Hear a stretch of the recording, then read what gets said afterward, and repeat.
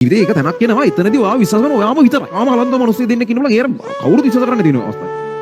එතන තමයි ගොඩක් මිනිස්සුන්ගේ ටර්නින් පොයින්ට් එක. ඒතර ඔය හැමෝගෙම කතාවල එහෙම කෑල්ලක් තියෙනවනේ. මොකාගේ වුණත් තියෙනවා. අන්තිමට නට්ටෙන්ඩ ඒ කෙල්ලම වෙලා ගිහිල්ලා අන්තිමට කොහමද එක තැනකින් ඌම මොකක් හරි එකක් හදාගෙන කොට නාපු කතා හැමෝගෙම තියෙනවා. එහෙම ටර්නින් පොයින්ට් මිනිස්සුන්ට තියෙනවා. ඒ ටර්නින් පොයින්ට් එක ඇත්තට. මේකේ කොහෙටද හැරෙන්නේ කියලා සම්පූර්ණ තීරණය. මේවට සමහර අම්මා තාත්තා විශ්වාස කරන්නේ නැතුව ඇයි.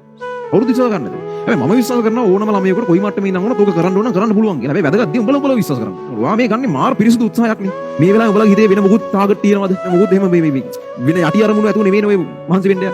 ඇත්තටමයි මහන්සි වෙන්න යන්නේ. ඔයගොල්ලෝ මේක කරගන්න ඕනේනේ. හොඳ තැනකට යන්න ඕනේනේ. අම්මට තාත්තට ආයෙසරයක් මේක හරි ගස්සලා පෙන්නන්න ඕනේනේ. මොන හරි කතන්දර කියපු උන් ඉන්න උන්ට උත්තර දෙන්න ඕනේ. ඒකනේ මේ බලාපොරොත්තු වෙන මහා ලොකු මේ හැංගිච්ච මොකුත් යට අරමුණු නැහැ නේද? පට්ට පිරිසුදු උත්සාහයක් නෙමෙයි ගන්න. ඔක හරියනවා. බලලා විශ්වාස කරපල්ලා. මේක කරන්න පුළුවන්. ඔක අනිවාර්යෙන් හරියනවා. සහරි ගස්සන්න ඕන.